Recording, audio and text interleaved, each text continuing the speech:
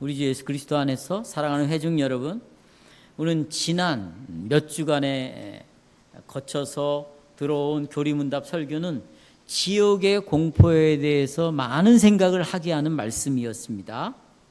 이 지옥은 어떻게 오게 되었는가?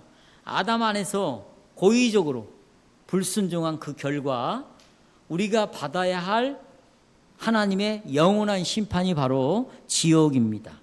이것이 제 4주에서 우리가 고백한 내용입니다. 그렇다면 우리는 지옥의 가장자리에 있다면, 아직 죽지 않았으니까 죽으면 지옥으로 떨어지겠지만 지옥의 가장자리에 있다면 우리는 지옥으로부터 피하기를 원합니다. 그래서 제 5주에서 지옥의 심판에서 벗어날 수 있는 방법과 수단이 뭐냐를 5주에서 살펴봤어요. 그러나 우리가 어떤 노력을 해도 지옥으로부터 벗어날 수 없다는 것을 알았어요. 지옥으로부터 벗어날 수 있는 수단과 방법은 아무것도 없다. 어떤 노력을 해도 불가능하다. 이거였습니다. 왜냐? 왜 그것이 불가능하냐? 문제가 있기 때문입니다.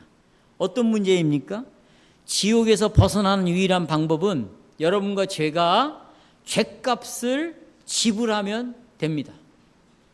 근데 죗값을 지불하면 우리는 어떻게 되는가? 죄의 싹은 사망이니까 결국 지옥에서 벗어날 수가 없다는 것이죠. 그러니까 죗값을 지불하면 된다는 것은 인간이 아닌 다른 중보자가 필요하다는 거죠.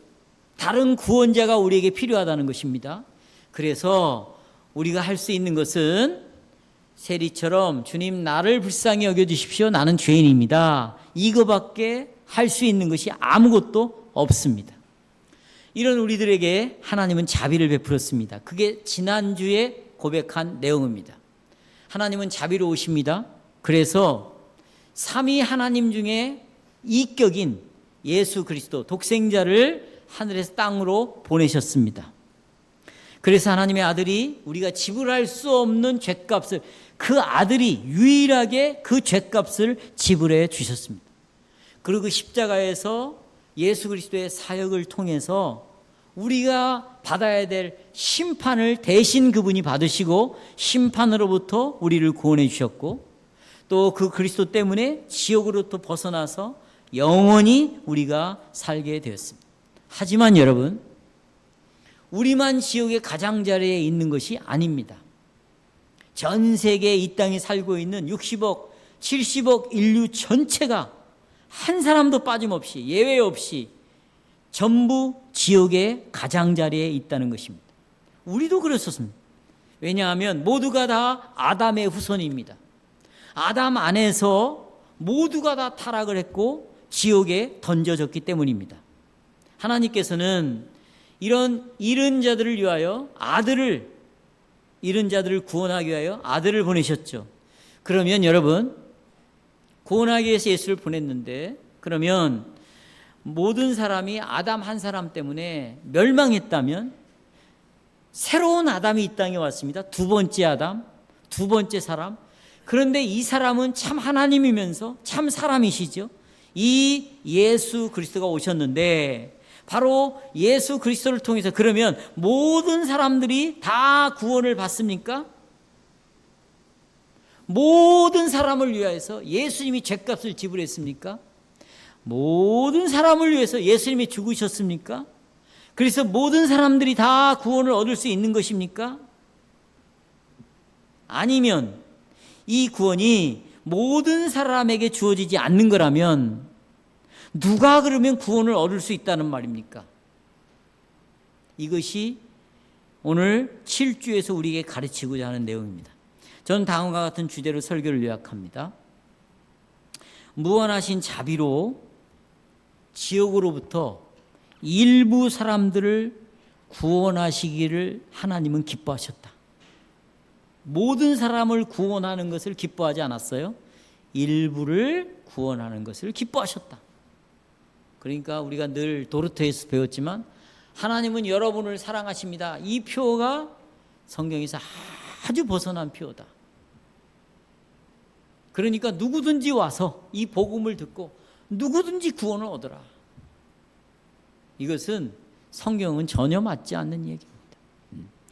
물론 성경은 누구든지 값없이 와서 이 물을 마셔라, 값없이 와서 이 그리스도의 은혜의 복음을 먹어라 이렇게 오지만, 이것은 누구든지 다 구원 얻을 수 있다는 것이 아니고, 하나님이 선택한 그 백성들은 누구든지 와서 값없이 이 물을 마셔라, 이런 의미가 담겨져 있는 것이죠.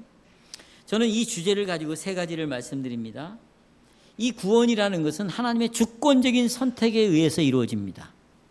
자, 제가 이 첫 번째 주제를 정한 이유는 이 문답 때문입니다. 이 신문을 보시면, 그러면 모든 사람이 아담으로 말미암아 멸망했어요. 의인은 없나니 하나도 없죠. 모든 사람이 죄를 지어서 하나님의 영광에 이를 수 없습니다. 하나님을 찾는 자도 아무도 없어요.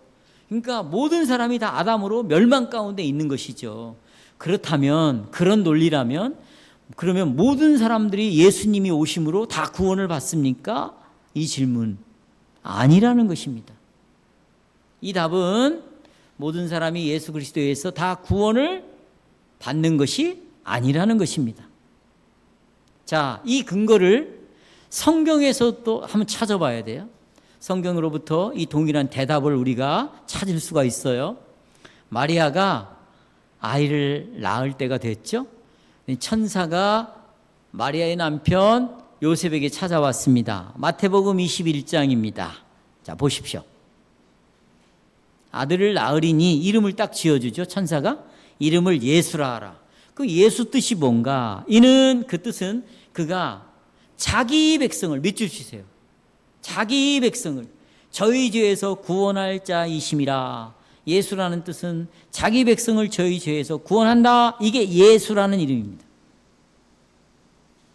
여기서 자기 백성이라는 말은 예수님이 구원하실 특별한 백성이 있다는 말입니다.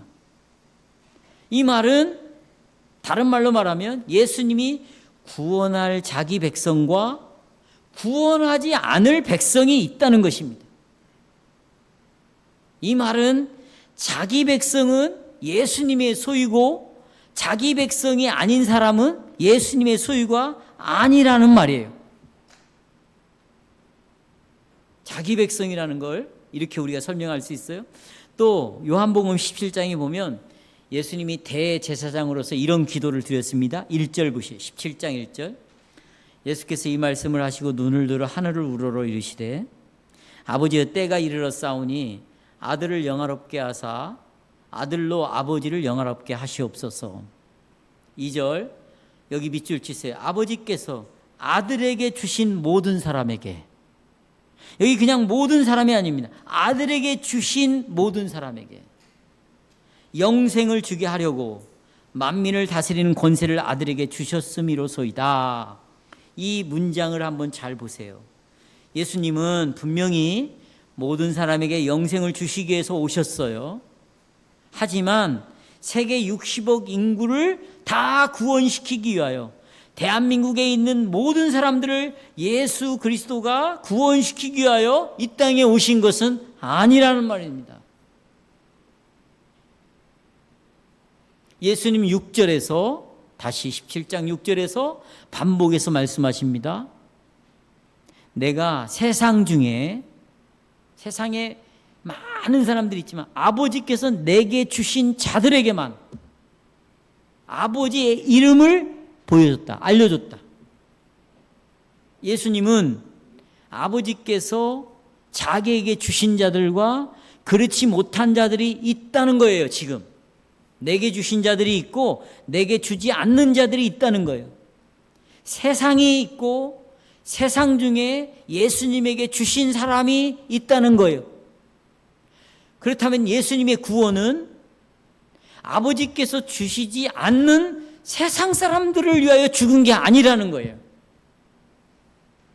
자기에게 주신 자들을 위하여 죽으셨다는 거예요.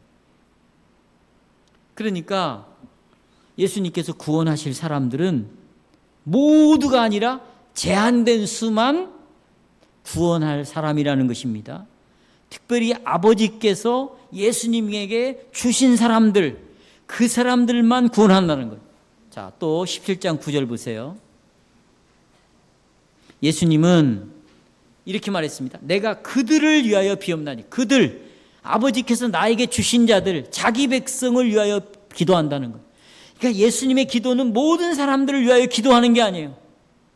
그들을 위하여 비옵나니, 내가 비옵는 것은 세상에 있는 모든 사람을 위한 것이 아니요. 또 나옵니다. 내게 주신 자들을 위함이니이다.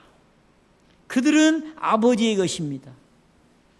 여러분, 여기서 실수해서는 안 돼요. 만일 예수님이 아버지께서 자기에게 주신 자들이 아닌 사람을 위해서 기도하지 않았다고 말한다면, 예수님은 자기에게 주신 자들을 위하여 그들에게 생명을 주기 위하여 십자가에 죽지 않았어요. 주신 자들만을 위하여 기도했고, 주신 자들을 위하여 그들은 예수님은 생명을 던졌다, 그 말씀입니다. 그래서 하나님께서 예수님에게 일부 사람을 주셨습니다. 그리고 예수님은 그들을 구원하셨습니다. 이 사람들은 바로 저희 죄로부터 구원하실 자기 백성이에요. 이름을 예수라 하라. 이는 그가 자기 백성을 죄에서 구원할 자다. 자기 백성들입니다. 예수님께서 이렇게 자기 백성을 구원하셨다는 것은 하나님의 절대적인 은혜입니다. 이것을 꼭 기억해야 돼요. 왜냐하면 보세요. 왜냐하면 왜 이것이 이렇게 중요하냐면, 우리가 하나님의 구원에 대해 생각할 때 얼마나 많은 교회에 있는 사람들이 어떻게 생각을 하냐면, 하나님은 모든 사람을 구원하기를 원하셨다는 거예요. 모든 사람을. 그러니까 모든 사람을 교회로 누구든지 데리고 오라는 거예요. 그리고 모든 사람은 여기에 만민이 기도하는 집이니까 다 와야 된다는 거예요. 그리고 설교라는 것은 구원받은 자들, 자기 백성을 위하여서만 설교하는 것이 아니라, 여기 지금 불신자도 있으니까 그 사람들이 어떻게 하면 구원을 얻을 수 있는가? 그것도 설교를 해줘야 된다는 거예요. 틀린 설교죠, 이게. 예수님은 자기 백성이 아닌 자들을 위한 기도도 안 했는데, 성경으로 돌아가서 보세요. 그렇죠? 그렇기 때문에 우리가 구원을 생각할 때 예수님은 아버지께서 자기에게 주신 영혼들만을 구원하신다. 이걸 우리가 분명히 가져야 참된 교회를 이룰 수 있어요. 그리고 교회가 참교회인지 거짓교회인지를 우리가 잘 구별할 수 있고, 우리가 전도를 할 때도 무차별로 복음을 전해야 되지만, 교회로 안내를 할 때는 정말 조심스럽게 안내를 해야 된다는 거죠. 오늘날 우리 주변에 많은 사람들이 지금까지 제가 말씀드린 성경의 근거에서 말한 일부 사람들을 위하여 죽으시고 일부 사람들을 구원하셨다라는 여기에 대해서 이의를 제기하는 사람들이 너무나 많습니다. 특별히 개혁주의라고 하는 사람들 중에서도 이의를 제기하는 자들이 많습니다. 우리가 이 기억이 안 나겠지만 제3주일에서 고백했던 내용을 다시 좀 생각해 볼게요. 거기에 어떤 내용이 나오냐면, 고의적으로 불순종으로 전체 인류가 하나님을 버렸다. 전부 마귀 편에 다 연합했다. 그래서 하나님께서는 그 마귀 편에 전 인류가 서 있는 사람들이 못 빠져나오도록, 거기서 벗어나지 못하도록 하나님 막으셨어요. 막았다는 것입니다. 그런데 우리가 하나님께 대항해서 반역하는 모든 사람들 대신에 하나님께서는 그 중에 일부를 선택을 해서 구원하시기로 결정했다. 이것이 잘못됐다고 사람들은 주장하는 거예요. 그 대표적인 것이 웨슬레잖아요. 존 웨슬레. 그게 감리교잖아요. 제가 여기서 정말 디테일하게 여러분에게 말하고 싶어요. 기가 막힐 사건이 일어난 거죠. 이 교회와 관련된 분이. 네? 어떻게 감리교를 가서 복음을 전하고 설교를 합니까? 조건 없는 연합이군요. 어디든지 가서 복음만 전하면 되는 거군요. 그분의 생각이 이미 알미니안주의고 이미 펠라기우스적인 사고를 갖고 있으니까 감리교도 가서 부흥에 인도한다고 광고를 내고 사람들한테 알리는 거예요. 여러분, 이렇게 되면 예수님의 십자가는 개죽음이에요. 여러분 생각해 보세요. 여러분이 예수를 믿고 이분이 우리의 유일한 구원자고 이분이 우리에게 생명이라면 우리가 이분을 보호하고 지켜야 되죠. 이분을 지키고 보호한다는 것은 무슨 물리적으로 지킨다는 게 아니에요. 이분이 우리에게 가르쳐주신 복음을 여러분 거기다 더하거나 빼서 전하면 안 된다는 말입니다. 여러분이 주님을 사랑한다면 주님이 가르쳐준 복음을 그대로 전해야죠. 어떻게 감리교회 가서 복음을 전한단 말입니까? 있을 수도 없는 거예요. 바로 이런 생각을 갖고 있기 때문에 많은 사람들이 일부 사람을 선택해서 구원했다는 거에 대하여 아주 불만을 표시하고 반박을 하는 사람들이 너무 많습니다. 하지만 하나님께서 영원한 심판을 받아야 되는데 거기 일부 사람을 구원하시겠다고 하는 것은 이미 창조하기 전에 삼위 하나님이 결정한 것이에요. 이 선택의 교리는 창조 전에 하나님의 주권적으로 결정한 것입니다. 이 성경을 보십시다. 여기 창세기 1장 3절 이하. 여기에 이 내용이 나와요. 선택의 교리입니다. 에베소 1장 3절. 자, 읽습니다. 찬송하리로다. 안 나와요? 하나님 곧 우리 주 예수 그리스도 아버지께서 네. 하늘에 속한 모든 신령한 복으로 우리에게 복을 주셨는데 그 다음이 중요합니다. 창세전에 그리스도 안에서 우리를 택하사 우리로 사랑 안에서 그 앞에 거룩하고 흠이 없게 하시려고 기쁘신 뜻대로 또 나옵니다. 예정했다. 선택했다. 그래서 예수 그리스도로 말미암아 자기의 아들들이 되게 하셨다. 주권적으로 창세전에 기쁘신 뜻을 따라서 하나님께서 당신을 거부하고 사단의 편에 있는 사람들 중에 어떤 자들을 선택했습니다. 그리고 이 선택된 자들을 아버지께서는 누구에게 줬어요? 예수님 아들에게, 이 아들에게 주셨어요. 그리고 아들이 그 선택된 자들을 받았어요. 그들을 위해서 생명을 주시기로 십자가로 가셨습니다. 그리고 자기 생명을 내어놓으셨어요. 이 사람들만 지옥으로부터 구원을 받을 수 있고 하나님께서 하나님과 함께 영생하도록 하나님이 그들을 자기 품으로 인도하시는 것이죠. 그러면 나머지는 어떻게 됩니까? 하나님의 선택에서 벗어난 거죠. 그들은 마땅히 받아야 할 심판을 받을 것입니다. 하나님의 의로운 영원한 심판을 받을 것이에요. 그것을 노르트 신경 1조 15항에서도 말하고 있어요. 보세요. 성경은 이렇게 말합니다. 성경이 이렇게 말한다는 거예요. 영원히 값없이 주신 은혜인 우리의 선택을 우리가 조건이 있어서 선택받은 게 아닙니다. 오늘 노아가 그런 믿음을 갖게 된 것은 하나님의 은혜를 입었더라. 무슨 조건이 있어서 노아를 선택하고 하나님 보시기에 무슨 자격이 있어서 노아를 믿음의 사람으로 하나님이 선택한 게 아니에요. 그가 먼저 은혜를 입었습니다. 지금까지 말씀드린 이런 은혜를 입었어요. 그런 은혜로 우리의 선택을 우리에게 설명하고 권고합니다. 특히 모든 사람이 선택받지 않고 일부는 선택받지 못했거나 하나님의 영원한 선택에서 죄해버린 점을 일부러 천명하는 경우를 통해서 우리에게 이 사실을 알려주고 있어요.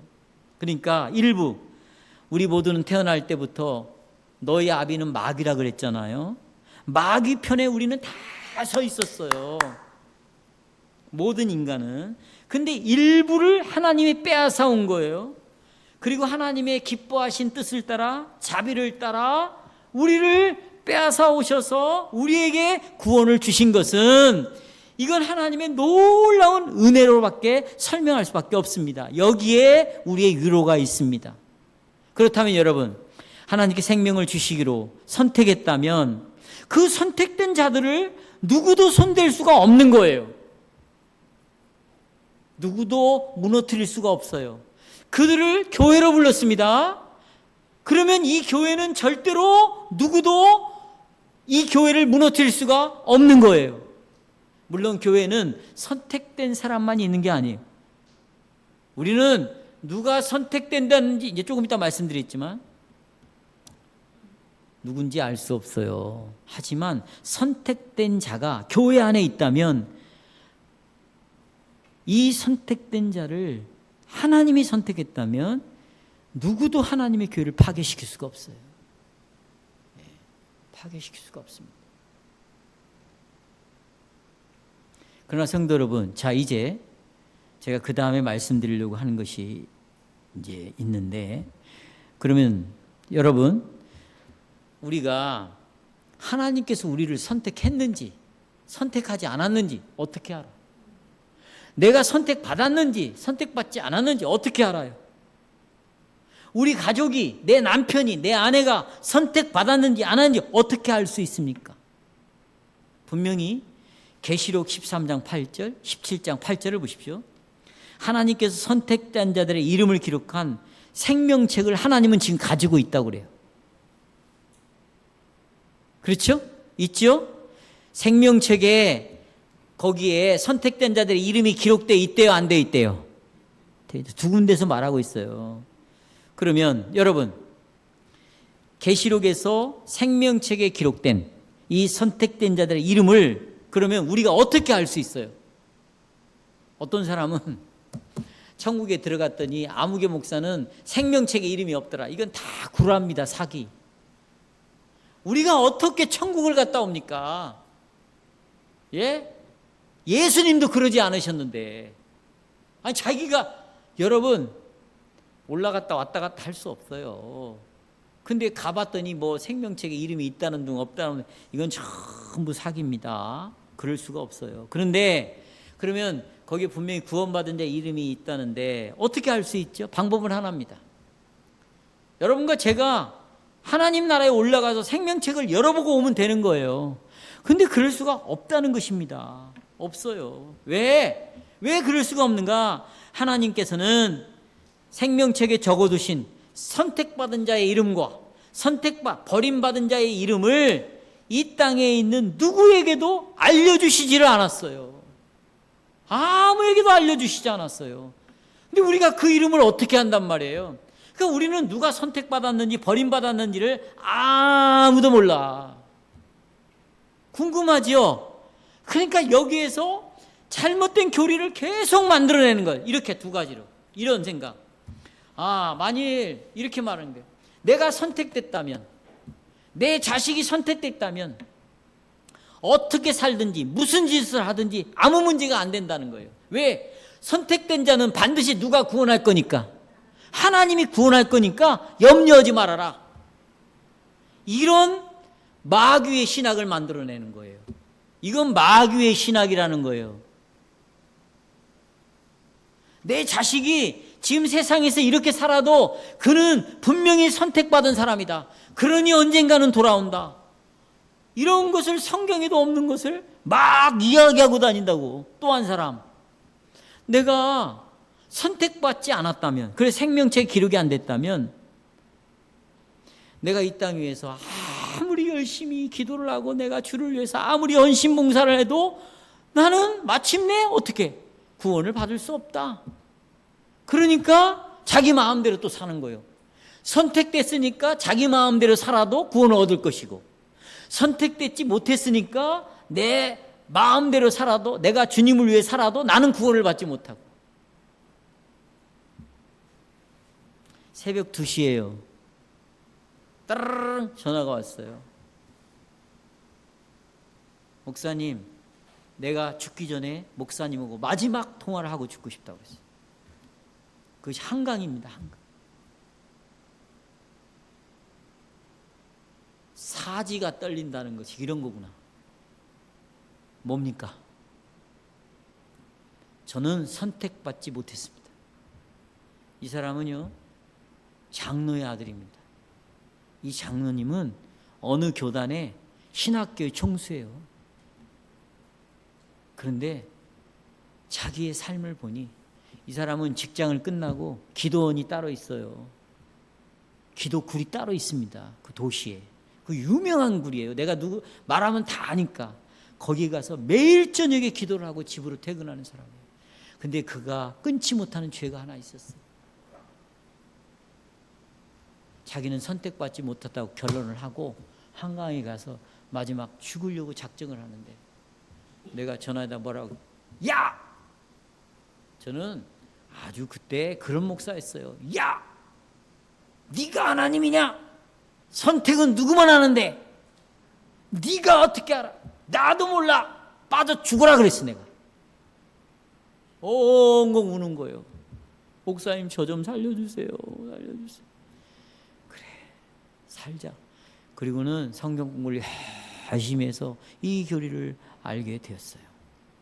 여러분, 우리는 이 사람 같은 생각을 합니다. 이 생명책에 내 이름이 있는지 없는지 너무 궁금해.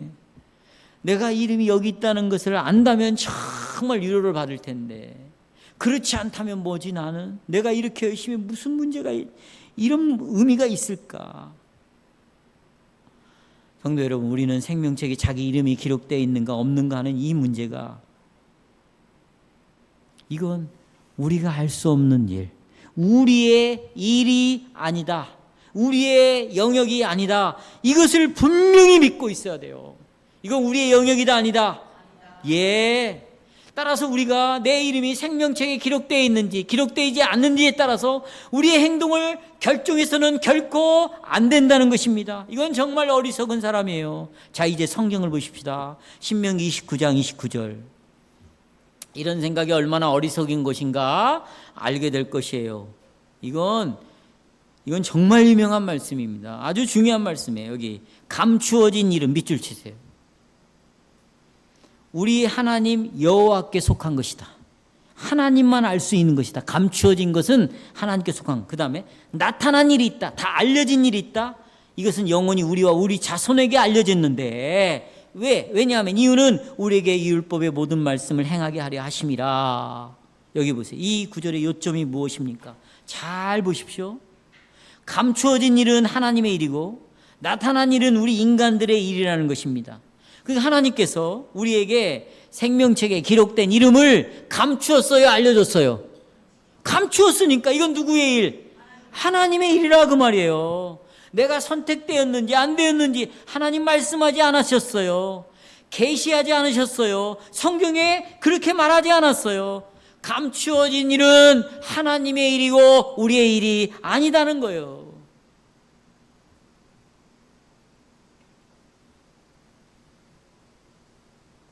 그러니까 하나님이 계시하지 않는 그걸 근거로, 알려주지 않는 것을 갖고 추론하고 생각해가지고 자꾸 결론을 내서는 결코 안 된다. 하나님이 알려주지 않는 일은, 오묘한 일은 알아내려고 해서는 절대로 안 되는 거예요.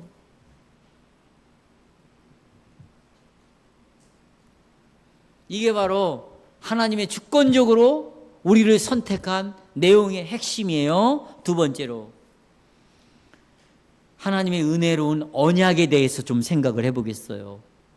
언약은 은혜로운 것이에요. 오늘 생소한 단어지만, 자, 그렇다면 우리는 무엇을 해야 됩니까? 우리는 성경으로부터 모든 사람이 아담으로 말미암아 멸망하게 된 것처럼 모든 사람들이 다 예수 그리스도를 통해서 구원을 얻는 것이 아니라는 사실을 우리는 분명히 배웠습니다. 그렇다면 우리가 어떻게 그리스도에서 내가 구원을 받았는지 안 받았는지를 어떻게 알 수 있어요? 우리가 어떻게 하나님의 심판으로부터 구원을 받았는지 안 받았는지 어떻게 알 수 있습니까? 아까 말씀드린 신명기 29장 29절을 다시 돌아가서 보면 그 위에 있죠. 감추어진 일은 하나님께 속하였거니와, 여기다가 더하여서 나타난 일은 우리에게 속한 것이다. 그러면 하나님께서 나의 구원에 대해서 무엇을 나타내셨는가? 우리 구원에 대해서 무엇을 알려주셨는가?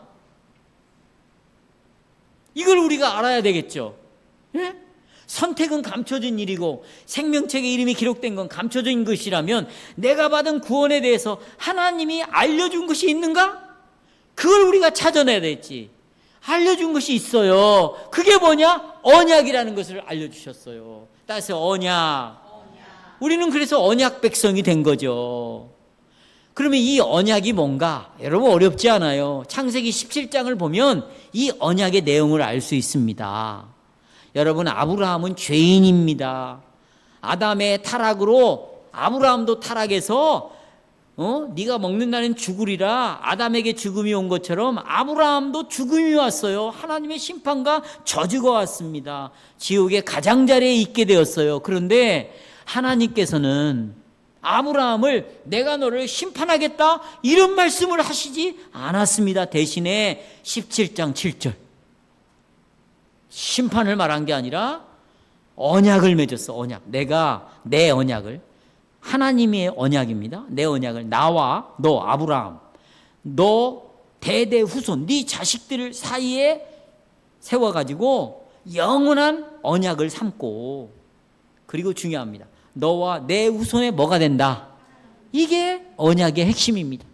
하나님이 아브라함과 그 다음에 아브라함의 자식들과 언약을 맺었는데 그 언약의 내용이 협정의 내용이 계약의 내용이 뭐냐? 난 네 하나님이 될 것이다. 이겁니다.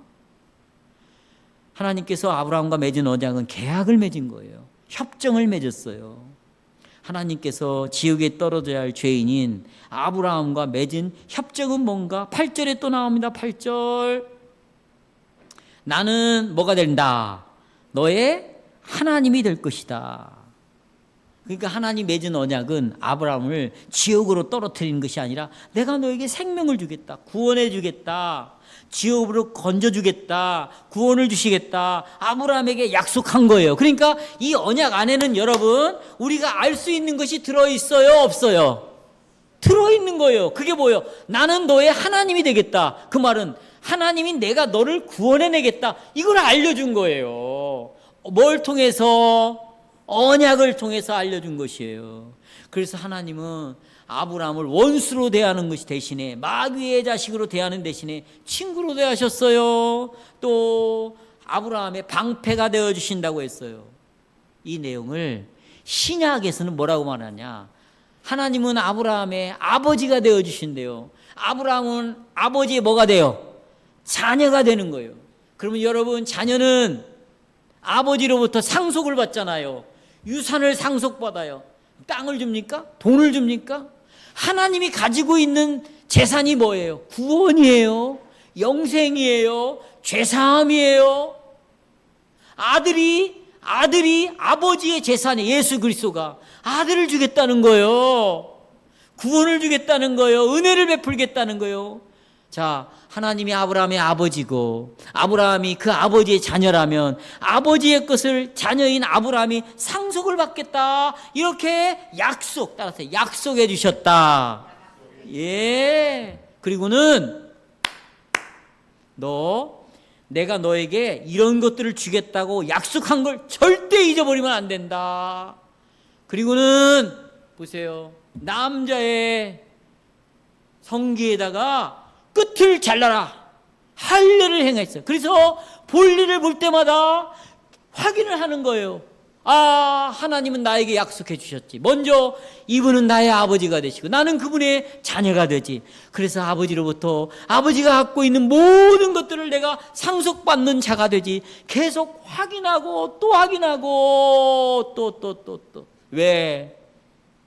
죄가 들어오면 나는 아버지의 자녀가 아닐 거야. 나는 하나님 백성이 아닐 거야. 내가 이렇게 내 마음대로 사는데 무슨 약속은 끝났지 깨졌어. 이런 생각을 가질까 봐 다시 이 약속을 확인시켜주고 약속에 대한 믿음을 강화시켜주기 위하여 할례를 행하라고 하신 거죠. 그런데 이 약속은 너만 하는 게 아니라 네 자식들 난 지 8일 만에 다 뭘 행하라?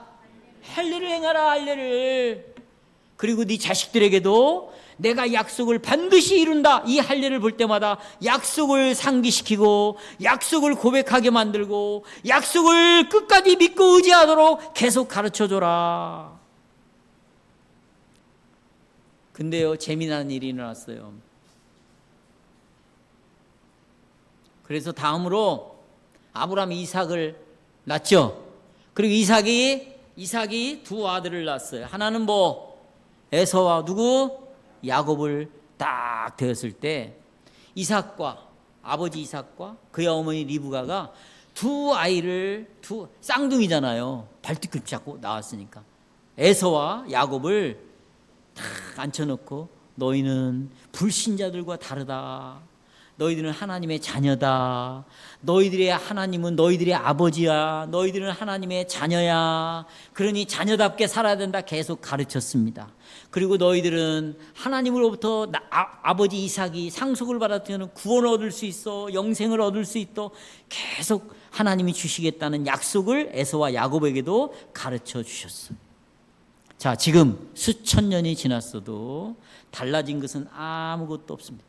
하나님께서는 여러분과 저에게 약속을 주셨어요. 어떤 약속? 난 네 아버지야. 너는 내 자녀다.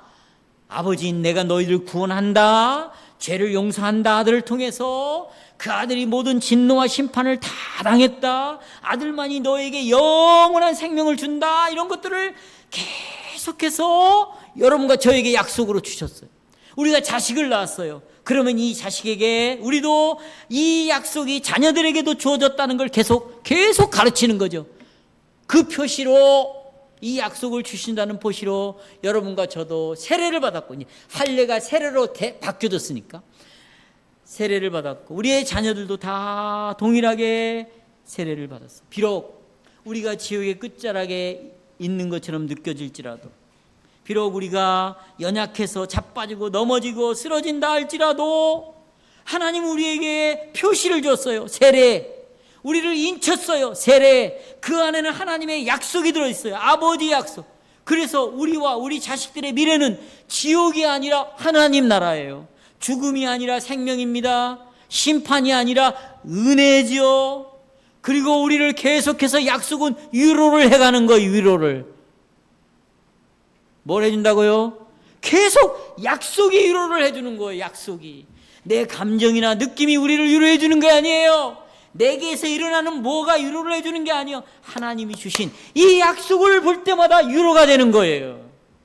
이게 언약이 주는 놀라운 아버지 하나님의 사랑이에요. 그렇다면 여러분, 이제 중요합니다. 이 말은 언약을 맺은 백성들, 교회 안에 들어온 사람들은 대부분 다 세례를 받은 사람들이고 거의 다 하나님의 언약 백성들인데, 이 언약 백성들의 이름이, 여러분과 저의 모든 이름이 과연 하늘의 생명책에 실제로 모두가 다 기록되어 있다는 말인가? 다시 말하면 언약 백성들의 수와 선택받은 백성들의 수가 똑같은가? 언약 백성이면 모두가 다 선택받은 것인가? 동일한 것인가? 언약과 선택은 같은 것인가? 이렇게 생각하는 사람들이 너무 많아요. 옛날 성도들. 목사들이 그렇게 가르쳤거든. 여러분 교회 나왔습니까? 여러분은 다 언약의 자녀들입니다. 여러분들은 다 언약의 자는 선택받은 사람입니다. 그러니까 언약의 수와 선택의 수는 같습니다. 다 여러분은 구원받습니다. 이 생각을 갖고 있어요.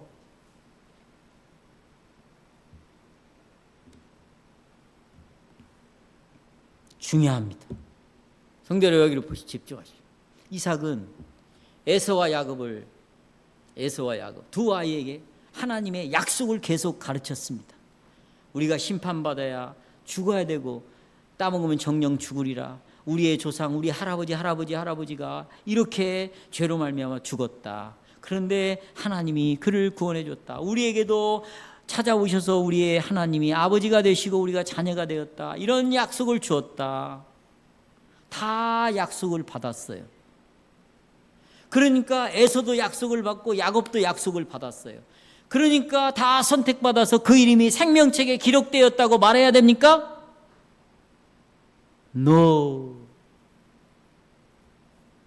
말라기에 이 내용이 나와 있어요. 말라기 1장 2절 보시겠습니다. 내가 야곱을 사랑하였고 에서는 뭐했다? 미워했다. 이게 로마서 9장 10절에 나와요. 에서는 버렸고 야곱을 내가 선택했다. 이걸 말라기 1장 2절의 말씀을 로마서 9장 10절이 인용해가지고 확고하게 우리에게 보여주고 있는 말이에요. 그러니까 성경은 뭘 말하고 싶은가? 언약과 선택을 절대로 혼동해서는 안 된다는 거예요. 똑같이 보면 안 된다는 거예요. 경고하고 있어요. 언약과 선택은 여러분 동일하지 않습니다. 비록 하나님께서 언약을 나는 네 하나님이야, 너희는 내 백성이야 이렇게 언약을 맺었어요. 그리고 그 자기 백성에게, 자녀에게 수많은 약속을 주었습니다. 이 언약의 약속들을 받은 그 하나님의 자녀들은 하나님께 속해 있어요. 용서를 약속받았습니다. 생명을 약속받았습니다. 죄사함을 약속받았어요. 그리스도를 약속받았습니다. 그렇다 할지라도 이 사람들이 생명책에 기록되지 않았다는 거예요. 모두가 다 똑같이 기록되어 있다는 건 의미가 아니라는 말이에요. 다시 말하면 언약과 선택은 동일하지 않아요. 여기에 혼란이 옵니다. 혼란이. 왜 혼란이 일어납니까? 우리는 언약 안으로 내가 들어왔다면, 내가 하나님의 백성 안으로 들어왔다면, 그렇게 하나님을 나를 불러서 언약의 백성으로 삼았다면, 그들은 다 또 구원의 약속을 또 받았다면, 이 사람들은 다 구원을 받아야 된다고 생각을 하고 있는 거지. 언약 안에 들어와서 구원을 약속받았으니까 다 구원을 받아야 된다 이 생각을 하는 거예요. 그러니까 언약 백성들은 자동적으로 뭘 받는다고 생각해? 구원. 자동적으로 딱 돈 넣으면 자동적으로 뭐가 나오듯이 자동적으로 구원을 얻는다고 생각을 합니다. 이것은 언약의 교리를 아주 심각하게 잘못 해석하고 있기 때문이에요. 그럼에도 불구하고, 그러면 도대체 언약과 선택은 어떤 관계인가? 이걸 좀 설명을 해야 되겠어요. 자, 언약과 선택은 동일하지 않다. 언약 안에 있고 약속을 받았다고 선택받은 것은 아니다. 이걸 좀 말씀을 드려야 되겠어요. 여러분, 자, 하나님께서 우리가 언약을 맺었습니다. 이 언약 안에는 두 가지 부분이 꼭 들어있어요. 이건 자다가도 벌떡 일어나서 말해야 되는 거예요. 두 가지. 첫째는 약속이 들어있습니다. 또 언약 안에는 뭐가 들어있어요? 책임이 들어있습니다. 이 약속은 누가 주시는 거예요? 하나님이 주시는 것입니다. 예를 들어 이런 거예요. 아브라함아, 내가 널 믿음의 조상으로 만들어주겠다. 너처럼 나를 믿는 자들은 다 구원을 시키겠다. 이런 건 아브라함에게 다 약속으로 준 거예요. 그래서 성경을 구약 신약이라고 그래요. 예수가 오시기 전에 약속한 내용이 39권 속에 다 들어있습니다. 예수님이 오신 후에 어떤 약속이 성취되었고 약속이 계속해서 어떻게 주어지는가 신약에 다 기록이 되어 있어요. 이건 하나님이 주시는 겁니다. 약속은 누가 줘요? 하나님. 그런데 이 약속을 믿어야 될 책임은 나에게 있는 거예요. 약속을 믿는 책임은 누구에게? 나에게 있는 것이죠.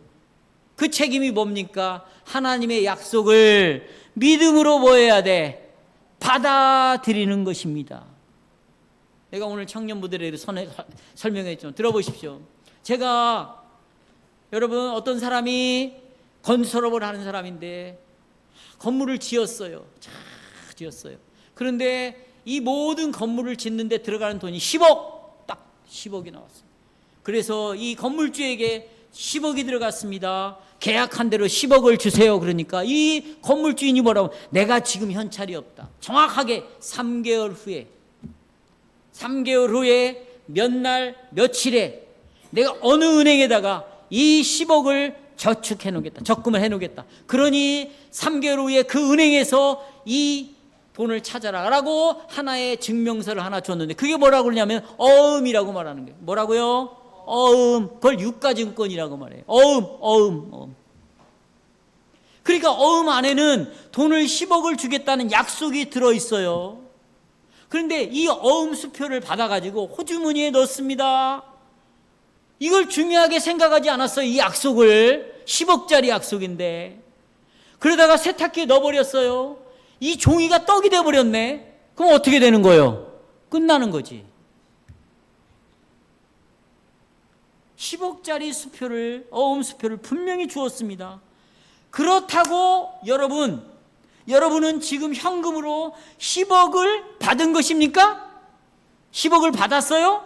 아닙니다. 이유는 정한 날짜에 이 수표를 가지고 지정한 은행에 와서 현금으로 바꿔야만 이 수표는 내 현금이 될 수가 있는 것이죠. 그러기 전에는 수표는 아무것도 아닌 거예요. 차이점이 뭡니까? 약속을 준 것과 그 약속을 내 것으로 받는 것은 차이가 있다 없다? 있어요. 여러분, 노아에게만 구원의 소식을 하나님이 알렸을까요? 배를 120년 동안 만들었던 것 자체가 복음인 거예요. 기쁜 소식. 회개하고 들어오라는 거예요. 복음을 다 약속을 알려줬어요. 그런데 노아의 식구만 이 약속을 믿음으로 은행에 가서 이걸 바꿨다고, 현찰로. 그걸 어떻게 할 수 있냐? 배를 직접 만들잖아요. 120년 동안. 이런 일은 언약 안에서 일어납니다. 하나님께서는 언약 백성들에게 언약의 약속을 선포했어요. 그러나 개개인이 이 약속된 하나님의 언약의 약속을 받아들이지를 않는 거예요. 수표를 가지고 은행에 가야 할 필요가 있는데 이 약속을 자기 것으로 안 받아들이고 약속을 그냥 선반 위에다가만 올려놓는 거지. 어쩌다가 하나님이 이렇게 말씀하셨는데 이런 정도로만 생각을 하는 거예요. 이삭은 야곱과 에서에게 주신 이 하나님의 약속의 선물, 구원의 선물이에요. 다 이에게 줬어요. 둘 다 똑같이 약속을 들었어요. 둘 다 들었어요. 그런데 에서는요, 이 수표를 버려버렸어요. 어떻게? 팥죽 한 그릇에 장자를 팔아버린 거예요. 이건 구원을 버려버린 거예요. 하나님의 약속을 쓰레기통에 버려버린 거예요. 야곱은 사기꾼이에요. 죄인이에요. 거짓된 자예요. 그러나 그는 죄인인 걸 알았어요. 이 죄가 어떻게 용서될 수 있는가? 하나님의 은혜밖에 없다. 하나님이 나를 용서해 주셔야 된다. 앞으로 오실 예수 그리스도를 통해서만 내 죄가 용서받을 수 있다. 이 약속을, 야곱은 사기꾼이고 부족하고 연약한 자지만 끝까지 약속을 믿음으로 받아들였다고. 똑같아요. 여러분, 여기 교회에 나오신 여러분, 여기 있다가 나간 사람들 있고 별 사람들 다 있어요. 똑같이 무차별, 차별을 두지 않고 이 강대상에서 계속 복음을 선포했어요. 하나님의 약속을 계속 알려줬어요. 어떤 사람은 생명처럼 이걸 받아들여. 이게 야곱이에요. 어떤 사람은 이 언약에 들어있는 하나님의 약속을 믿음으로 받아들이면 어떤 사람은 버려버리는 거예요. 교회를 떠나는 거죠. 하나님을 버리는 거예요. 믿음을 포기하는 거예요. 그런 자식들도 있고 그런 부모들도 있고 이런 결과가 생기는 거예요. 여러분, 그러면 묻습니다. 우리가 이 신문답에서 그러면 모든 사람이 아담으로 말미암아 멸망한 것 같이 똑같이 모든 사람이 다 구원을 받습니까? 답은 뭐예요? 이 신문답에 아닙니다. 설명하죠? 참 믿음으로 그리스도 안에 접붙여져서 그의 모든 유익을 받아들이는 자들만 구원받아. 여기 받아들인다. 하나님의 주신 것을, 하나님이 약속하신 것을 받아들인다. 이것은 하나님의 일이에요? 우리의 일이에요? 우리의 일이에요. 이것이 바로 믿음입니다. 믿음은 하나님께서 우리에게 주신 것 우리가 다 알아요. 알려준 거예요. 드러난 거예요. 이걸 우리가 받아들이는 거예요. 이걸 믿음이라고 말하는 거예요. 이걸 믿음이라고 말해요. 자, 이것은 21문답의 내용인데 21문답 보십시오. 참 믿음은 두 가지가 있습니다. 첫째는 참 믿음이란 그 말씀에서 우리에게 계시하신 모든 것, 이 성경이 기록한 모든 것이 진리다. 진리, 이건 변함이 없다. 하나님의 말씀이다. 이것을 아는 것이다. 이것을 아는 것. 둘째, 동시에 하나님께서 순전히 은혜로 오직 그리스도의 공로 덕분에 죄사함과 영원한 의로움과 구원을 다른 사람뿐만 아니라 누구에게, 나에게, 이건 내 것이다. 내 것. 은행에 가서 어음을 바꾸잖아, 현찰로. 그런 것처럼 이 약속은 나에게 주셨어. 이것은 실제로 내 소유야 라고 확신하는 것. 두 가지. 이 진리는 참이다 라는 지식, 그리고 하나님 주신 약속은 실제로 현금과 같다. 이건 내 것이야, 나에게 해당돼 확신하는 것. 에서를 보십시오. 에서는요, 주머니 속에 이 약속을 넣고 다녔어요. 그게 무슨 말이냐?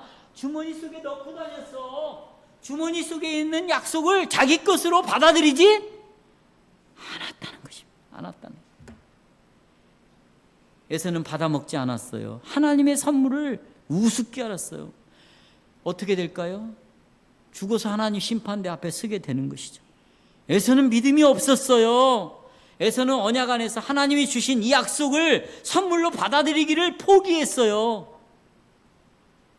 이걸 통해서 아하, 하나님이 에서를 뭐하지 않았다? 선택하지 않았다는 걸 알 수 있는 거예요.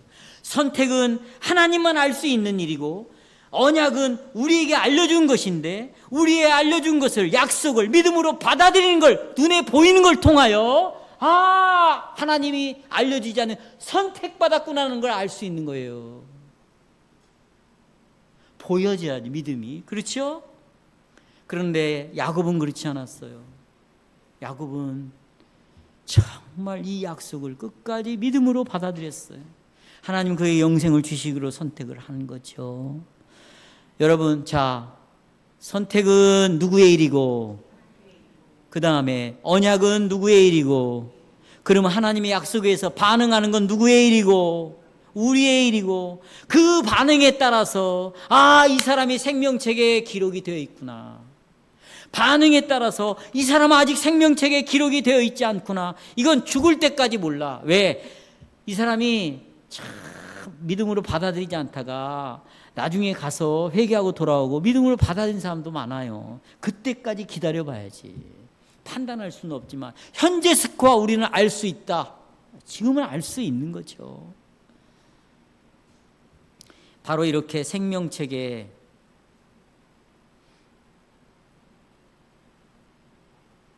기록되어 있는 것은 우리가 알 수 없지만, 그러나 하나님께서는 우리 하이델베르크 일문일답을 가지고 이제 결론을 내리겠어요. 하이델베르크 일문일답 보세요. 있죠? 네. 살아서나 죽어서나 나는 나의 유일한 위로가 무엇이냐 이렇게 물었잖아요. 답은 뭐예요? 나는 나의 것이 아니다. 그 말은 나는 누구의 것이다? 하나님의 것이다. 그리스도의 것이다.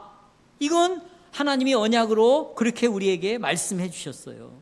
만약에 이렇게 말씀하지 않았다면, 넌 내 것이야, 넌 내 백성이야 말하지 않았다면 우린 영원한 심판을 받아야죠. 그렇습니다. 만약 우리가 손을 주머니 속에 넣고 하나님이 이렇게 주신 걸 믿음으로 받아들일 거부한다면 그렇게 되겠죠. 그러나 우리는 받아들여서 그래, 나는 내 것이 아니야. 나는 그리스도의 것이야. 나는 아직도 연약해. 나는 실수가 많아. 그러나 하나님이 그래도 나를 자기 당신의 자녀라고 그래. 하나님이 그래도 난 네 아버지라고 말을 해. 너는 내 것이라고 말을 해. 계속 약속을 보면서 비록 자빠지고 넘어지지만 그래, 나는 이런 약속을 믿지 그럼. 그러면서 두려움의 목소리로 정말 나는 연약한 자라고 고백하지만 나는 나의 것이 아닙니다. 그 다음에 보세요. 왜 나는 나의 것이 아닌가? 사나 죽으나 나의 몸과 나의 영혼이 누구의 것이? 신실하신 구주 예수 그리스도의 것입니다 라고 말해요. 왜? 그 다음에 나오죠. 왜 내가 예수님의 것인가? 그분이 죗값을 대신 지불했으니까. 값을 주고 나를 샀거든. 그러니까 나는 누구 것? 예수님 것. 마귀의 권세로부터 나를 빼냈거든. 그러니까 나는 누구의 것? 예수님의 것. 예수님의 것. 이런 약속을 받아들여. 그러면서 내가 선택받았다는 걸 확신하게 돼. 그러면서 하는 말이 이제 그 하나님이 그렇게 해서 내가 하나님이 나의 아버지가 되었으니까 하나님의 약속을 따라서 하나님이 내 아버지가 되었으니까 그 다음에 나오죠. 하늘 아버지의 뜻이 아니면 머리카락 하나도 땅에 떨어지지 않는다는 거예요. 그런 방식으로 나를 뭐 해줘? 보존해 주셔. 아버지가 이제부터 나를 보호해 주시지, 나를 보존해 주시지, 끝까지 나를 이끌어 가시지, 이 약속을 또 계속 믿는 거예요. 우리의 일을 책임을 다하는 거예요. 120년 동안 노아는 계속해서 이 믿음으로 매일매일 나가서 배를 지었어요. 비가 오지도 않는데, 그런 배를 만들어 본 적도 없는데 하나님 분명히 홍수를 내리신다고 말씀하시면 홍수가 온다, 심판이 온다면 오는 거야, 하나님이 이렇게 하시겠다면 하시는 거야. 그걸 계속 믿은 거예요. 믿은 거예요. 우리의 일을, 노아의 일을 한 것처럼 우리도 우리의 일을 하는 것이죠. 그랬더니 모든 것이 합력하여 뭘 이루어요? 구원을 이루어가는 거예요. 말씀을 아까 맺는다고 했는데, 여러분, 자, 저를 보십시오. 우리가 아담을 통하여 멸망하게 된 것처럼 그리스도에 의해서 구원을 얻게 됩니까? 네, 그렇습니다. 우리는 구원을 얻습니다. 받습니다. 그러면 우리의 이름이 이 믿음으로 받아들인 나라면, 내가 그것을 확신한다면, 그리고 성경의 약속을 내가 받아들인다면 내 이름이 하늘의 생명책에 기록되어 있습니까? 네, 있는 거예요. 뭐라고요? 있습니다. 있습니다. 어떻게 내가 선택받았는지 알 수 있습니까? 하늘로 올라가야 됩니까? 그래야 생명책을 떠들러 봐야 됩니까? 아닙니다. 하지만 우리는 알 수 있습니다. 왜냐하면 하나님께서 우리에게 죄사함을, 영원한 구원을 약속해 주셨기 때문입니다. 나는 그 약속을 받아들입니다. 그러면 약속대로 나는 구원받은 거고, 그러면 나는 하나님께 선택받은 자죠.